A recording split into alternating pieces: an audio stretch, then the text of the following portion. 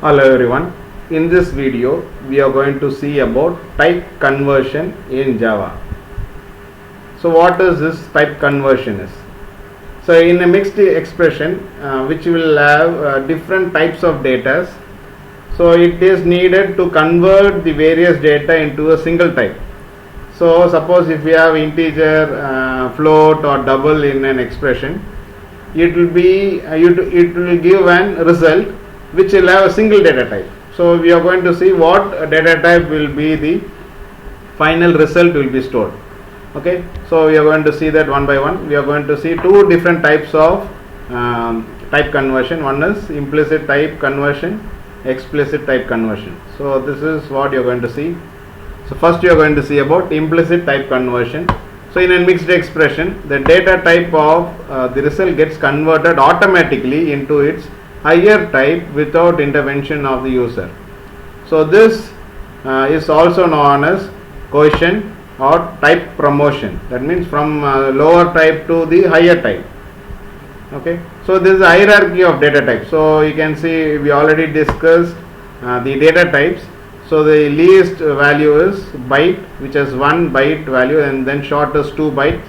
So according to the size, you can see this is the hierarchy of the data type. So suppose if you have a byte, a short, and integer variable in an expression, so what happens is the final expression, the result will be in the higher value, that is integer. Suppose you have an integer and a double, so what happens here is it will convert the result into a double because that is the maximum. Okay. Here you can see an example, an integer variable a long variable b, and long variable c. So here you got c equal to a plus b. So a is integer and b is long. So automatically what happens, it will add this, and finally the result will be stored as a long data type. Now we can illustrate with an example. Suppose there is a cup which with the size is 4, and the cup, another cup, the size is 8. This 4 can go into 8. That is, smaller to higher is easy.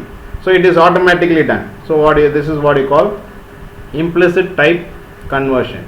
So you can see an real time example here is a program. So you got an integer variable a equal to 12 and a double variable b equal to 20.5. So two variables have been declared, and third variable is also a double. Reason is when you have integer and double in an expression, the higher value will be the result. So the result should be the higher data type. So you can see that c is of double data type. Now I am going to write c equal to a plus b. So automatically when you add this, you will get 32.5 as the result that will be stored in C. Next you are going to see about explicit type conversion.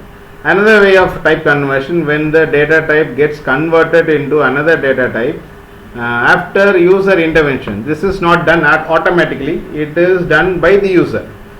This is useful where automatic conversion cannot be done. So in some cases, that is, say for example, integer to short, that is not possible because the reason is you cannot convert higher value into a lower value. So the user intervention is required to convert it. So this type is also called as forced conversion or called as typecasting. This word is very important because they will ask you in the exams. So what is typecasting? You should know what is typecasting and where it is used. It is used under explicit type conversion. So this is nothing but narrowing. Hierarchy is in the reverse order. So double, float, long, it goes on down till byte. Now you can see in real time example. Here you got a character, okay, a, and a number is a default value, that is 0 is given. Now I am trying to store the character value into number. You can see num equal to ch. That means I am trying to store this a into num.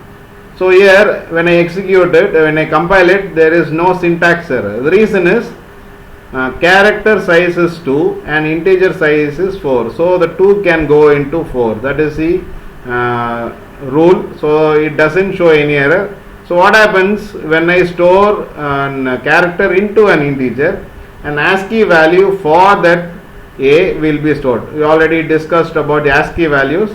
For ASCII value for a is 65. That's the result you got. The result is 65 because the character a as the ASCII value 65, which will be stored in num. Now I am going to do the reverse process. Now I got a character, an empty character, and a number which is 65. Now I am storing in reverse order, ch equal to num. That is, I am going to store 65 into character. What you require is, you need a character that is stored in ch. That normally if it is 65, then ASCII value 65 means the character will be a. So you expect the output will be a, but here it shows an error, incompatible types, possible lossy conversion from integer to character. That means here you can see the number integer, size of the integer is 4 and size of character is 2. So if you try to push it into this, it is not possible. So that's the reason it is showing an error. So how to try to solve this? So here you are going to use explicit conversion. Okay. So now the same program, what I did is I just use this typecasting. So I have used the character data type within parenthesis before the variable. So this type is called as explicit conversion. That is done by the user, not automatically. So now you can see that when you compile, there is no syntax error, and you can see that the intended output has been displayed. Okay, so A has been displayed here. Hope you understood the video. We'll meet in the next video. Thank you.